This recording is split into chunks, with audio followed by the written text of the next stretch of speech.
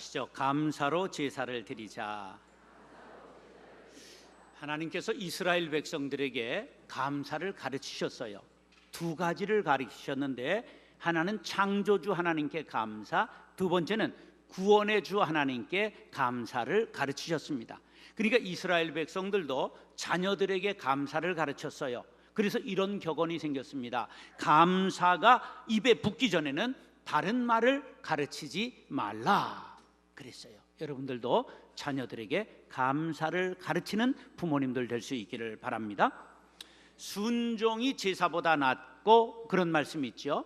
그러니까 제사가 최고의 가치인데 순종이 빠진 제사는 헛제사다, 그런 뜻입니다. 그런데 아삽이라고 하는 시인은 시편 50편 23절에서 감사로 제사를 드리는 자가 나를 영화롭게 한다 그랬어요. 감사가 빠진 제사는 바로 헛제사가 된다는 뜻으로 생각할 수가 있습니다.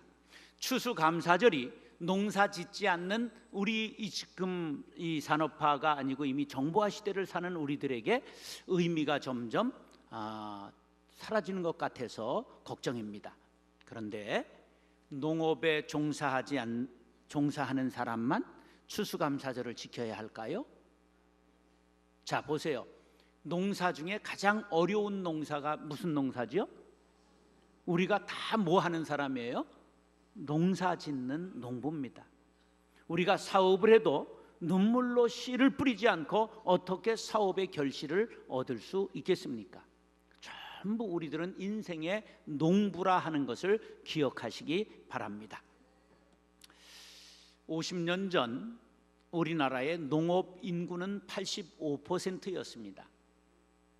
그런데 그때 꿈이 뭐냐 하면 이 밥에 소고기국을 먹는 거였어요. 그런데 85%가 농사 지면서도 그것을 실현하지 못했습니다.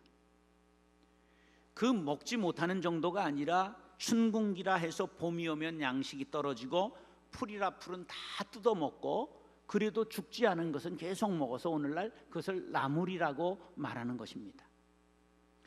쑥을 먹고 냉이 먹고 질경이 먹고 고들빼기 먹고 쓴바기 먹고 달래 먹고 취를 먹고 까마죽 먹고 깐부기 먹고 명아주 먹고 비름 먹고 망초 먹고 고사리 먹고 삘기 먹고 원추리 먹고, 그 다음에 콩잎 먹고 옥수수대 먹고, 그래도 안 되니까 꽃을 먹기 시작했어요. 진달래꽃 먹고 아카시아꽃 먹고 송화 먹고, 그래도 안 되니까 소나무 껍질 벗겨 먹었잖아요. 그런데 1971년 통일벼가 나오면서 비로소 우리가 쌀밥을 먹기 시작했어요. 지금은 농업 인구가 얼마냐 하면 296만 5천 명, 300만이 안 됩니다. 5.9%가 농사를 져요. 자, 이 중에 나는 농업에 종사해서 먹고 삽니다. 한번 손 들어 보세요. 농업하는 분들. 자, 저 뒤에 한 분 계시고요. 요 앞에 계시고, 또 두 분 외에 없습니다. 제가 우리 교인 중에 이분이 농업으로 사신다 하는 분들 한 3분 알았어요. 그런데 이상하지요? 전부 잘 먹고 잘 살잖아요. 이걸 어찌 우리가 잘나서 이렇게 되었다고 말할 수 있겠습니까? 우리의 우수한 두뇌, 높은 교육열, 박정희와 같은 지도자, 그 이유만으로 설명이 될까요? 남북은 전쟁 상태가 끝나지 않고, 정치는 늘 후진성을 면하지 못하고, 계층 간에는 분열되고, 지역 감정은 계속되고, 세계 경제 위기 속에서도 우리가 세계 G20 의장국이 되고, 그리고 2차 세계대전 후에 경제화와 민주화를 동시에 이룬 GNP 2만 4천 불 소득한 나라, 원조 받던 나라에서 원조하는 유일한 나라, 이것을 어떤 말로 설명할 수 있을까요? 하나님의 은혜라는 말밖에는 달리 설명할 길이 없습니다. 그렇다면 마땅히 감사해야 하지 않겠습니까? 그런데도 불구하고 불평은 늘어가고 행복지수는 낮아지고 자살률 1위, 이혼율 2위. 이것은 무엇이란 말입니까? 왜 이렇게 영적으로 어두워져 갈까? 그것은 욕비염이라고 하는 염증이 세상에 창궐하기 때문입니다. 처음 들어보셨죠? 아니에요. 잘 아는 겁니다. 욕심, 비교의식, 염려라고 하는 죽음의 연병이 우리를 전부 누르고 있기 때문입니다. 사랑하는 형제 자매 여러분, 오늘 말씀을 상고할 때 은혜 받고 감사를 회복하시기를 바랍니다. 감사를 막는 대적, 욕심, 비교의식, 염려를 물리치고 감사로 제사를 드리는 저와 여러분들이 될 수 있기를 예수님의 이름으로 축원합니다. 따라서 욕심을 버려야 합니다. 감사를 가로막는 최고의 대적이 욕심입니다. 욕심이 많은 사람은 많은 돈을 분배받고도 옥을 얻지 못함을 불평하고 재상이 되어도 임금이 되지 못한 것을 불평한다고 책은 남은 말했습니다. 노예 출신의 스토아 철학자 에픽테토스는 쓸데없는 욕심을 버리도록 심쓰라 곧바로 형언할 수 없는 만족감과 아울러 행복을 얻을 것이라고 말했습니다. 세상 모든 것을 다 소유한다고 해도 채울 수 없는 것이 인간의 욕심이지요. 욕심을 버리지 못하면 어느 것 하나를 소유한 다음에도 다음 것을 더 얻기 위하여 거머리같이, 양쪽에 주둥이가 있는 거머리와 같이 다고 하다가 욕심으로 인하여 멸망하지요. 25절 26절 시작. 그러므로 내가 너희에게 이르노니 목숨을 위하여 무엇을 먹을까 마실까, 몸을 위하여 무엇을 입을까 염려하지 말라. 목숨이 음식보다 중하지 아니하며 몸이 의복보다 중하지 아니하냐. 공중의 새를 보라. 심지도 않고 거두지도 않고 창고에 모아들이지도 아니하되 너희 하늘 아버지께서 기르시나니 너희는 이것들보다 귀하지 아니하냐. 먹고 마시는 것, 입는 것 인간의 욕구지요. 기본적인 것입니다. 이것을 욕심이라고 치부할 수는 없습니다. 그런데 이것이 염려하는 단계에 이른 것은 이것은 욕심 때문이라고 말하는 것입니다. 다가올 미래를 대비하는 것 중요한 일입니다. 그런데 염려가 되는 정도로 걱정하고 근심하는 것은 전혀 생활에 도움이 되지 않고 영적으로 무익합니다. 그래서 예수님은 목숨이 음식보다 얼마나 중요하냐, 몸이 의복보다 얼마나 중요하냐, 왜 미련하게 목숨이 위태로지고 몸이 상할 정도로 염려하느냐, 과도한 욕심이다 내려놓으라고 말씀하는 것입니다. 공중의 새가 욕심 부리는 것 봤냐? 쌓는 것 봤냐? 하나님께서 먹이고 입히고 기르시지 않느냐? 하물며 너희 인간들은 얼마나 이보다 귀하냐? 너희들을 책임져 주실 것이라고 욕심 버리고 믿음 가지라고 말씀하고 있는 것입니다. 야고보서 1장 14절로 15절 시작. 오직 각 사람이 시험을 받는 것은 자기 욕심에 끌려 미혹됨이니 욕심이 잉태한즉 죄를 낳고 죄가 장성한즉 사망을 낳느니라. 아멘. 욕심은 자라고 새끼를 치고 욕심을 버리는 훈련을 하지 않으면 결국 멸망에 이르게 된다는 거예요. 그럼 욕심을 버리는 훈련이 뭐냐? 감사하는 마음을 갖는 것입니다. 사랑하는 형제 자매 여러분, 욕심을 버리고 감사로 제사를 드리는 하나님의 자녀들이 될 수 있기를 예수님의 이름으로 축원합니다. 따라서 비교의식을 내려놓아야 합니다. 신앙의 두 종류가 있는데 절대신앙과 상대신앙이 있어요. 절대신앙은 뭐냐 하면 어떤 경우에도 주님 한 분만으로 만족하고 감사하는 신앙을 절대신앙이라고 말해요. 히브리서 11장에 보면 온갖 환난과 역경과 기근과 칼과 톱으로 켜는 이러한 극형 속에서도 하나님을 늘 신뢰하고 찬송하며 형장의 이슬로 살아가면서도 믿음을 변치 않는 사람들, 이 사람들을 가리켜서 별명을 히브리서 기자가 붙였지요. 뭐라고 붙였어요? 세상이 감당할 수 없는 사람, 그렇게 붙였어요. 우리 모두가 절대신앙 갖고 세상이 감당할 수 없는 놀라운 믿음의 사람들 될 수 있기를 축복합니다. 그럼 상대적인 신앙은 뭐냐? 상대적인 신앙은 이 기준을 사람에게 두는 거예요. 하나님 앞에 두지 않으니까 사람은 늘 흔들리거든요. 그러니까 인생 자체가 갈대와 같이 흔들리는 거예요. 그러니까 인생이 이리 갔다 저리 갔다 바닷물에 요동치는 부평초 같은 인생으로 인생이 불안한 것입니다. 비교의식을 가진 사람은 남보다 잘 되면 우월감에 빠지고 남보다 안 되면 열등감에 빠집니다. 꼭 기억하시기 바랍니다. 그러므로 상대적 신앙을 가지면 안 돼요.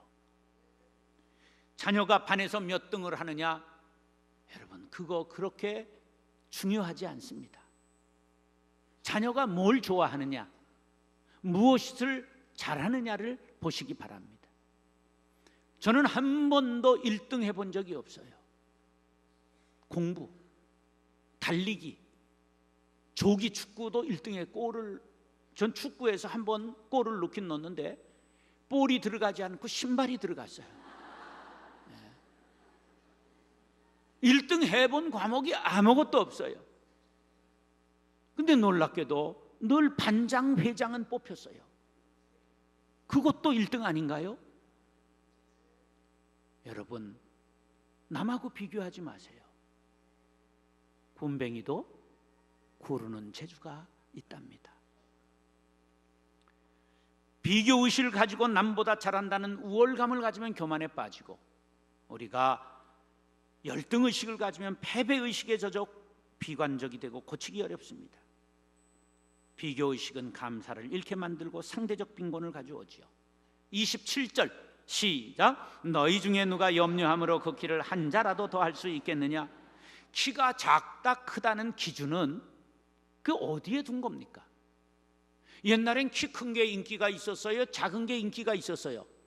아니에요. 적당한 게 인기가 있었어요. 근데 큰 사람이 인기가 없었어요. 어느 정도 인기가 없었냐? 키 크면 싱겁다고 말했고, 키 큰 여자는 저거 어떻게 시집갈까 그리고 걱정했습니다.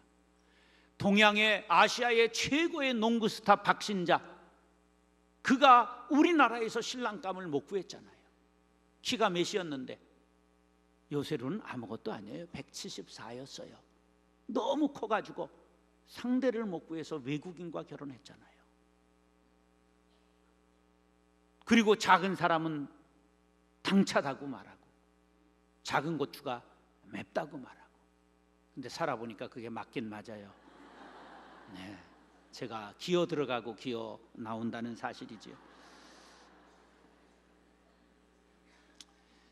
키를 한 자나 늘리려고 비교의식을 가지면 얼마나 사람이, 인간이 망가지는지 몰라요. 키를 키우기 위하여 다리를 자르고 부목을 대가지고 10cm, 15cm 키우는 수술이 있다는 걸 아십니까? 다리를 자른다니까, 톱으로. 여러분, 비교의식을 가지면 얼마나 인생이 비극적이 되는지 몰라요. 지난 10일 날 조선일보에 51살 먹은 이태동이라는 사람의 이야기가 나왔어요. 이 사람의 키는 1m 정도 될까 말까 합니다. 학교를 가본 적이 없습니다. 지금 청계천 호텔 앞에서 호텔 보이로 청소하고 그리고 안내하고 그래요. 그런데 이분이 놀라운 말을 했어요. 키가 인생에 결정적이지 않습니다. 지금까지 인생을 살아보니 어떻게 마음을 먹느냐가 중요하다는 걸 깨달았습니다. 키가 크고 작음보다 얼마나 성실하게 인생을 사느냐가 중요합니다. 우리 모두 비교의식을 내려놓고 절대 신앙 가지시기 바랍니다. 나는 하나님이 만드신 전 세계에서 유일한 걸작품이라고 생각하시기 바랍니다. 그러면 감사하고 행복이 넘치게 될 것입니다. 키와 외모와 성격까지도 하나님이 나를 설계하시고 계획하셨다고 인정하신다면 내 존재에 대해 어찌 감사하지 않을 수 있겠습니까? 괜히 김태희하고 비교하고 엊그제 또 배용준이가 어디 공항에 나왔다고 크고 신경 쓰고 그러시면 아니 됩니다. 불행해지는 거예요. 사회적 가치가 얼마나 빨리 변합니까? 우리 어렸을 때에는 배 나온 분을 배사장이라고 배나 존경했습니다. 그런데 지금은 배를 집어넣으려고 그냥 랄지를 떨고 흔들어대고 왜 먹고 나서 막 이렇게 다니고 그러는지 잘 모르겠어요. 나도 그러느라고 고생합니다. 전에 미인은 동글넓적해야 미인이었어요. 그런데 요새는 혈해야 미인이라고 그러니 도무지 어디에다가 기준을 잡아야 될지 모르겠습니다. 철인 콘도레스는 말하기를 남의 생활과 비교하지 말고 너 자신의 생활을 즐기라고 말했습니다. 필레몬은 비교는 친구를 적으로 만든다고 말했습니다. 사탄은 끊임없이 비교의식을 우리 마음에 불어넣어 우리를 아주 공허하게 만들고 우리를 시기로 불타게 만들어 자기의 노예로 삼고자 한다는 사실을 알아야 합니다. 인생을 비참하게 만드는 것은 가난에서 오는 슬픔이 아니고 실패에서 오는 고통도 아닙니다. 재능이 모자라서 내뱉는 탄식도 아닙니다. 가장 큰 실패감은 비교의식으로부터 옵니다. 비교란 인간이 선택할 수 있는 가장 어리석은 행동입니다. 이사야 43장 4절 시작.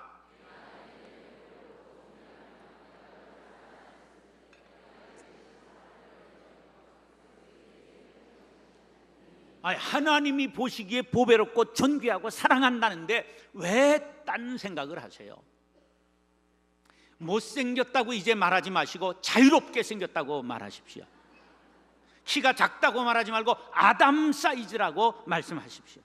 뚱뚱하다 말하지 말고 여유롭다고 말하시기 바랍니다. 머리가 나쁘다고 말하지 말고 심플하다고 말하시기 바랍니다.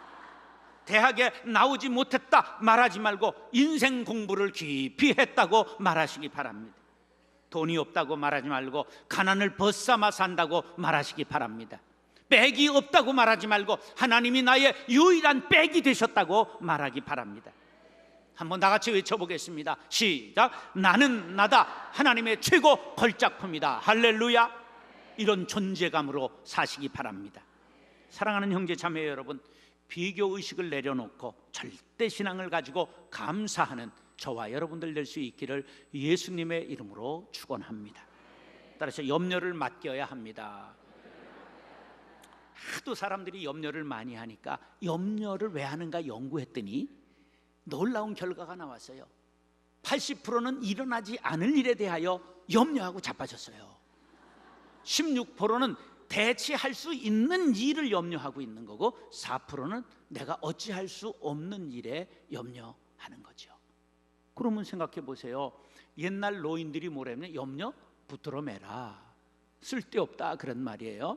그 다음에 16%는 어떤 거예요? 아니 사건이 일어나면 대체할 수 있다니까요. 그때 해도 늦지 않아요. 4%는 어차피 못해요. 누구에게 맡겨야 돼요? 하나님께 맡겨야 되죠. 이게 믿음 아닙니까? 염려는 쓸데없는 병이요 백해무익한 것입니다. 예수님께서 염려하지 말라고 100번 당부하셨어요. 28절로 34절 제 속도로 따라 읽으시기 바래요. 시작. 또 너희가 어찌 의복을 위하여 염려하느냐. 들의 백합화가 어떻게 자라는가 생각하여 보라. 수고도 아니하고 길쌈도 아니하느니라. 그러나 내가 너희에게 말하느니 솔로몬의 모든 영광으로도 입은 것이 이 꽃 하나만 같지 못하였느니라. 오늘 있다가 내일 아궁이에 던져지는 들풀도 하나님이 이렇게 입히시거든 하물며 너희일까 보냐. 믿음이 작은 자들아. 그러므로 염려하여 이르기를 무엇을 먹을까 무엇을 마실까 무엇을 입을까 하지 말라. 이는 다 이방인이 구하는 것이라. 너희 하늘 아버지께서 이 모든 것이 너희에게 있어야 할 줄을 아시느니라. 그런즉 너희는 먼저 그의 나라와 그의 의를 구하라. 그리하면 이 모든 것을 너희에게 더 하시리라. 그러므로 내일 일을 위하여 염려하지 말라. 내일 일은 내일이 염려할 것이요 한날의 괴로움은 그날에 족하니라. 34절 주의해서 보세요. 우리가 염려는 언제 하면 돼요? 아니에요. 내일 일은 누가 염려할 거예요? 내일이 염려하는 거지 내가 할 게 아니에요. 내일 가가지고 염려가 되는 거 있으면 이건 내일 또 내일이 염려하는 거지 내가 할 게 아니에요. 우린 믿고 맡기면 되는 거예요. 이 믿지 않는 이방인들 불신자들의 전공 과목이 바로 염려예요. 우리의 전공 과목은 뭐지요? 믿음과 감사. 따라서 믿음과 감사.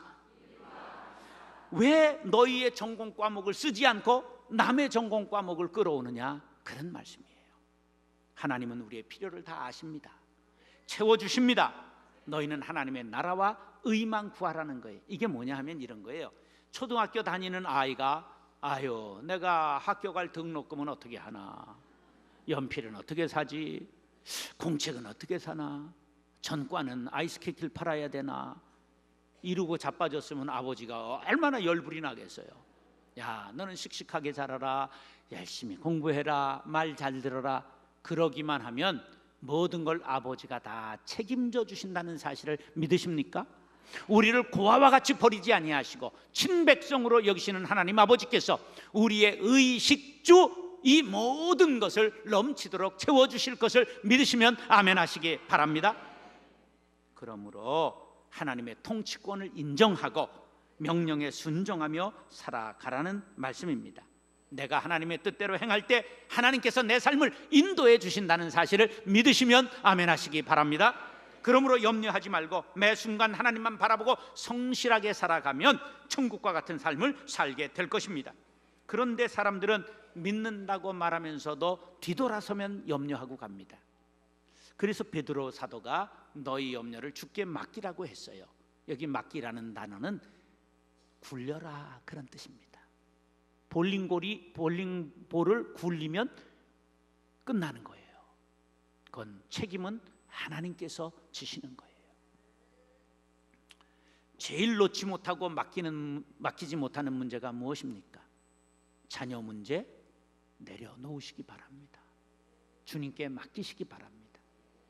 난 참 감사한 건 전 자녀들에게 한 번도 공부하라는 얘기를 해본 적이 없어요. 우리 어머니가 그렇게 교육하셨기 때문에. 알고 보니까 포기했던 거예요, 우리 어머니가. 너무 삶이 고달퍼서.